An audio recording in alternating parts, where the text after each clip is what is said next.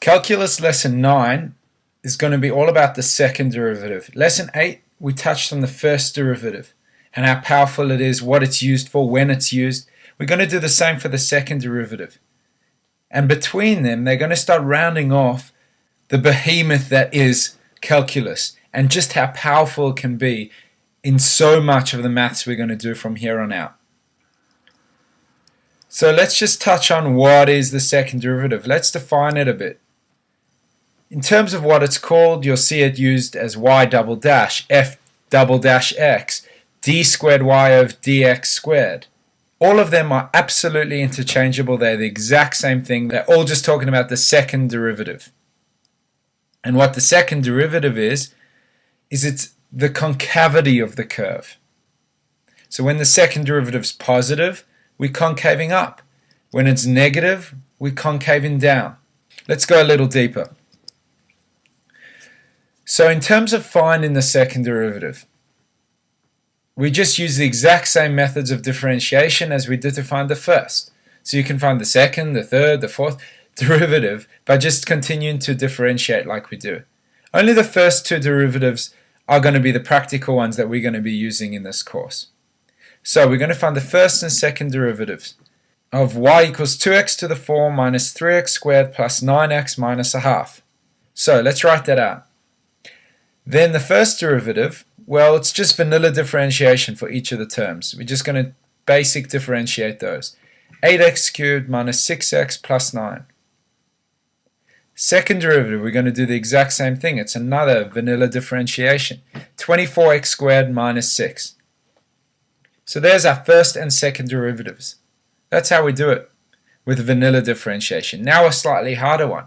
Find the first and second derivatives of y equals x squared minus 5 all to the 4. So there's our y. You should notice straight away that in order to differentiate that to get our first derivative, it's chain rule. So bring down the power minus 1 from the power times by the derivative of the bracket. Tidy up our loose terms, we get 8x into x squared minus 5 all to the 3. That's our first derivative. Now to get our second derivative, we're going to have to differentiate that. How do we do it? Well, we ask ourselves, is that going to combine? Because we can see there's two x terms that are multiplying by each other. Can we combine it and do vanilla differentiation? Well, not really, because that x squared minus 5 is all to the power of 3. So we can't just go expanding that and expanding the 8x through. So we've actually got two terms multiplying each other that are non-expandable, which as you know now means it's a product rule. So we write down our formula. We do our chopping board. U is 8x, U dash is 8, V is x squared minus 5 to the 3, V dash, using chain rule, is 3 into x squared minus 5 squared times by the derivative of the bracket, which is 2x, tidied up is 6x into x squared minus 5 all squared. We put all of our ingredients into our formula. Done. Nice and careful. In our next step, we're going to tidy up the loose terms, expand where we can, which is just the 8x and the 6x will times together. So we'll have 8 into x squared minus 5 cubed plus 48x squared into x squared minus 5 squared. So you can see we know we've got to take out our HCF, as we almost always do in every product rule question. You can see the common chain there, the x squared minus 5 squared part, and the 8 is also common in both. So we'll take 8 into x squared minus 5 all squared out as our common factor. Then what do we need to times by to get that first term? Well, just 1 x squared minus 5. And then what do we need to times by to get that second term? Just a 6x squared. And after adding like terms, 8 into x squared minus 5 all squared into 7x squared minus 5. And that's really well done. And a good question, because first derivative was chain rule, second derivative was a product rule. So tying everything together. Now we see how and why and when we use our second derivative. And the first use, so I call it using it 1, is going to be determining the nature. So at the end of the last lesson, we talked about that there's going to be a better method introduced in order to determine the nature, and better than the manual gradient method that we used before, where we test either side with y dash. Well, now we're actually going to use y double dash, the second derivative, in order to help us determine the nature. Here's how it works. We sub the x value of the stationary point into the second derivative. So, I want us to think of our second derivative as your mood. And you'll see why I use this metaphor. Now, if the second derivative is greater than 0, in other words, your mood, as we like to think of it, is positive, well, you're happy. Fair enough? Which means that is going to be a minimum. So if the second derivative is positive, we're going to have a minimum. But I like to include that logical step, that logical flow between the second derivatives positive, therefore you're happy, therefore it's a minimum. Same with when the second derivative is less than 0. In other words, when your mood is negative. You are sad. Which means there you have a maximum. So we're using that logical flow again. So by simply subbing in our x value of our stationary point into the second derivative and seeing what comes out, we can tell whether we're happy and we have a min or whether we're sad and we have a max. Let's use it. So find and determine the nature of any stationary points on the curve y equals x cubed minus 12x plus 3. So there's our curve. Let's differentiate that. And a recommendation I can give you for these sorts of questions is I like to do all the differentiation up front. I like to get my first and second derivative done up front. Few reasons. Firstly, it's neater and it provides a bit more structure. It's also, I like to think of it as you're in the zone, you're in the differentiating mode, so just go ahead and do all the differentiating. Don't disjoint it. And also, it's really easy to reference in the future. I even put a little box around the 3 differential equations once I've done them, so that it's just really easy to go back and reference in the future if you want to sub into any of the specific equations. So, first derivative, 3x squared minus 12, just vanilla differentiation, and so the second derivative is just going to be 6x. As I said, I like to put a box around it, and now that's our reference points. Those are differential equations that we can use when we need to. So, let's go from there. We want to go about finding the stationary points and then determining their nature. So let's first find our stationary points. And by this stage, you should be thinking in your head, stationary points occur when y dash equals 0. So when 3x squared minus 12 equals 0. In other words, when 3x squared equals 12, when x squared equals 4, and then you need to square root both sides. So we get plus or minus 2. Now that there is one of the most common mistakes that people make, is they forget the plus or minus. So always remember the plus or minus when rooting.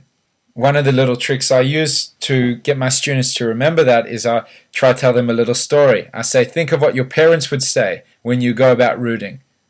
They would tell you that there are negatives to it as well. It's not just the positives, you need to include the negatives too. So always remember the positives and negatives when rooting. Now that's a little provocative and this isn't sex ed, so we will keep that little one between us, yeah? But always remember the plus and minus when you're rooting.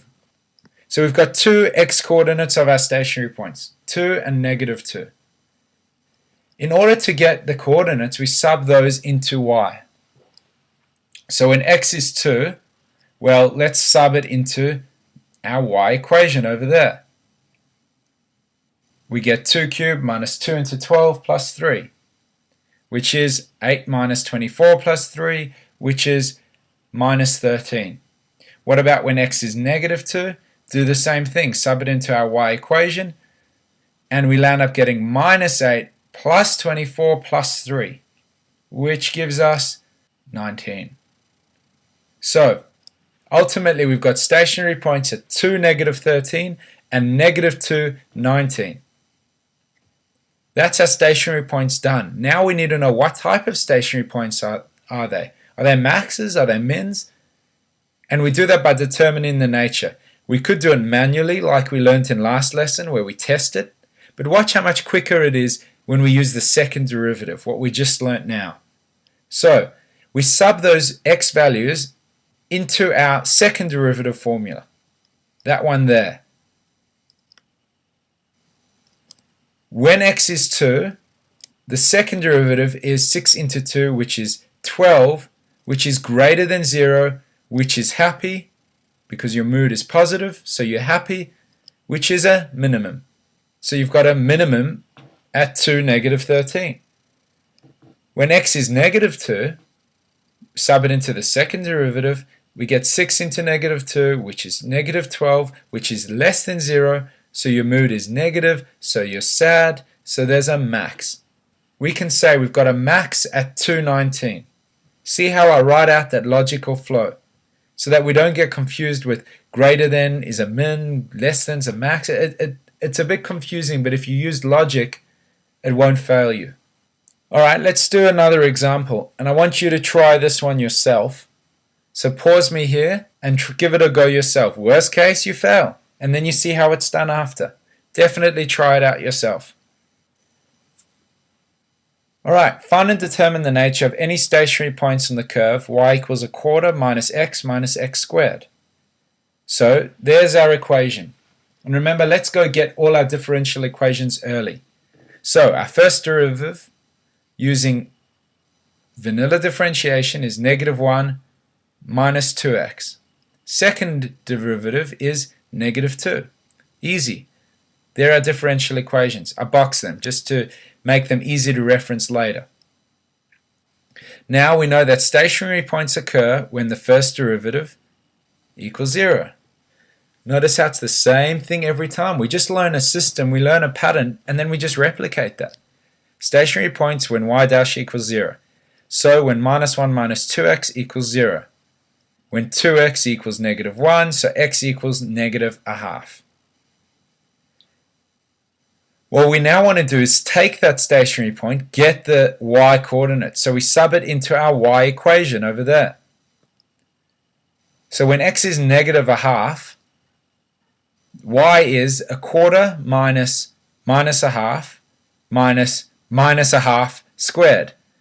Another example, I've been very careful when you sub it in not to try expand all of that in one step. Rather write it all down subbed in its entirety, and then very carefully in the next step we'll simplify it.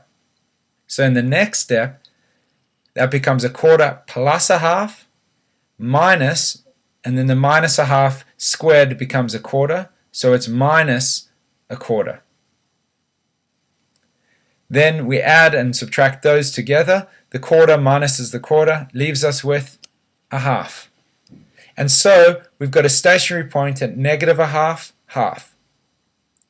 Alright, I know we're working with fractions, so it feels a little cumbersome, but often that's what they'll try and do in order to make you feel a little bit out of your comfort zone. And it kind of throws people off, it intimidates them a little bit. But you just need to stay true to your maths and just be very patient and careful working through it. Alright, there's our stationary point. Now, you should know, how do we determine the nature? Well, we sub it in to our second derivative. So, in this case, when x is a half, our second derivative is negative 2, which is less than 0. Now, you'll notice that that negative 2 is a constant.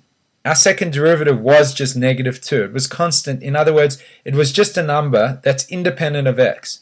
So whatever x is, whatever our x value was, we were always going to get negative 2 for our second derivative, which means it's always negative, so it's always concave down. At no point will this curve ever concave up. That's what that basically means when there's no x there. So that is always concave down, so it's always a max. So in other words, our point there minus a half has to be a max. So we can say we have a max at negative half. Found a stationary point, determined its nature. Beautiful. Alright, the second use of the second derivative. So, its second function is you can actually find what's known as a point of inflection. Let me explain. There's a curve. On that curve, we can see the part that concaves up. The happy part. The part where the second derivative is positive or greater than 0. Because when you're positive, you're happy. Then we can see the part that concaves down. The sad part. In other words, where the second derivative is negative, because where you're negative, you're sad. Now, at what point does that actually change? So does it go from being happy to sad? At what point does the concavity change? There has to be a point.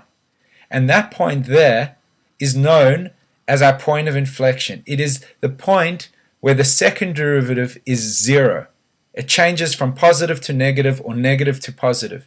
And when that happens, it has to at some point be 0. So where the second derivative is 0, we have what's known as a point of inflection, or a POI. And as I mentioned, the POI is just the change in concavity. So let's add that new finding to our summary on the second derivative. We know that when it's positive, we're happy, which means there's a min. We know that when it's negative, we're sad, which means there's a max. And now our latest addition is when the second derivative is equal to 0, we can find our POIs, our point of inflections. Only problem is it's not quite that easy. We do have to just prove that it's a POI. And so we just call it a possible point of inflection for now. We unfortunately do have to test that. We do need to show that it changes in concavity from one side to the other. We do need to show that there is a change in concavity through that point. So unfortunately, we do have to go about manually testing it. It is frustrating, but you can learn how to get it done really quickly. So just to show you an example, find any points of inflection on the curve f of x equals 2x cubed minus 3x squared plus x plus 3. So, first derivative, differentiated, vanilla style, 6x squared minus 8x plus 1. Second derivative is 12x minus 8. Box it, so those are great to reference later. Now we know that possible POIs, and notice I write possible, so I'm just telling the story, I'm telling them that I'm not guaranteeing it, but I'm going to test it. So possible POI when the second derivative is equal to 0. So 12x minus 8 is equal to 0. So we take our second derivative over there and we make that equal to 0. In other words, 12x equals 8, x equals 8 and 12, which we can then simplify into 2 and 3. So we know we've got a possible POI when x is 2 and 3. So let's sub our x equals 2/3 back into our y, or our f of x, to get the entire coordinate, to get the y value. So we'll have f of 2/3, and we can just sub that in. And I know that's pretty ugly, 2/3 with fractions subbed into such a long equation. But the good news is you can just use your calculator. I'll show you the manual working, but you can just stick that carefully into your calculator and it'll spit out the answer. So I just expanded it all one step at a time, wherever I could. Then another expansion and common denominator, and then tidied that up to get 43 on 27. An ugly number, but so be it. Now, remember, that was only a possible point of inflection. We do have to test it. So, we test with the x and the f double dash x, because we're going to want to test our concavity on either side. So we use our current point of inflection, the 2/3, where we know the second derivative is 0, and we test slightly on either side, just to make sure that the concavity changes. So let's test slightly less than 2/3. How about a third? With that, what you want to do is you want to sub that into your second derivative. So it's 12 into a third minus 8, which is 4 minus 8, which is minus 4, which means it's a negative. Let's test slightly more than 2/3, such as 1, the easiest to sub in. Sub that in, 12 into 1 minus 8 equals 4, which is positive. So what we were doing is just looking that the concavity changed. Didn't really matter which way at this stage, we're just proving it changes. And so we can actually say, because it has changed, we can say there is a POI at 2/3, 43 and 27. Alright, let's try a second example. This one I definitely want you to pause me and try and do it yourself first. It's actually easier than the one we just did. And if you followed the last question, you really should breeze through this one. So when I do it, I'm going to do it pretty quickly, but it's all easier numbers, easier working. So see how you go. Alright, here's the working. There's our f of x. X plus 1 all cubed. F dash x we'll do via chain rule, as you should see. Bring down the power minus 1 from the power times by the derivative of the bracket. Now this is a really easy bracket because the derivative of x plus 1 is 1. So when we times by it, we just times it by 1, so that is itself. So there's the derivative. That's the first derivative there. Second derivative, you could do it two ways. You could actually expand the x plus 1 all squared and then times the 3 through and then do vanilla differentiation. Or, and probably easier in this case because there's no x's to expand through, probably the easiest way is to actually just do another chain rule.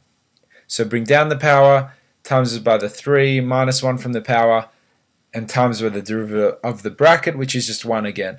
So we get 6 into x plus 1, which is 6x plus 6. Done. Let's put a little box around that. Those are 3 differential equations. Very easy. 4 points of inflection. Possible POIs occur when f double dash x, the second derivative, equals 0. So when 6x plus 6 equals 0. So when 6x equals 6, when x equals negative 1. That's when a possible POI. Let's get the y coordinate, so we sub that back into our y. We'll get f of negative 1 into negative 1 plus 1 all cubed, which is 0 all cubed, which is 0. And so we know we have a possible POI at negative 1, 0. And why do I keep saying possible? Is you do have to test it. You just have to prove that the concavity changes at that point.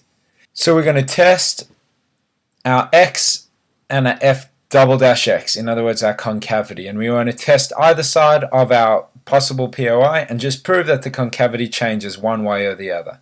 So let's first test a little less than minus 1. Let's go with minus 2. Sub that into our second derivative. We get 6 into minus 2 plus 6, minus 12 plus 6, which is negative 6. And so that is a negative. Let's try a little more than negative 1, which is, say, 0 is the easiest. So we sub in 0 into our second derivative. We get 6 into 0 plus 6, which is just 6, which is positive. Beautiful. We can see that the concavity therefore changes. We got negative to positive on either side. That's all we're looking for, is that it changes. Negative to positive, positive to negative, whatever. We just know that means it changes at that point. So since the concavity changes, we can say, therefore, POI at negative 1, 0. And that's done. We just found the POI and proved it was one. Done. So just to summarize that lesson. 2 functions of the second derivative. The first one, it determines the nature of the stationary points. You do that by subbing in the x value of the stationary point into the second derivative. And if the second derivative is positive or greater than 0, it means you're happy, which means it's a minimum. If the second derivative is less than 0 or you're negative, it means you're sad, which is a max. That's how the nature works, and you can see how easy that is compared to our manual testing that we used to do with the first derivative. So this will be the default method from now on. Whenever you can find the second derivative, it's the best way to test the nature. And 2, our second function is that it finds possible POIs, or points of inflection. And the way that it's done is you let y double dash equal 0. That's how you find these possible POIs. And in order to turn them from possible into definite, you do have to prove it. You do have to test to confirm that. And you do that by just showing that the concavity changes on either side of that point.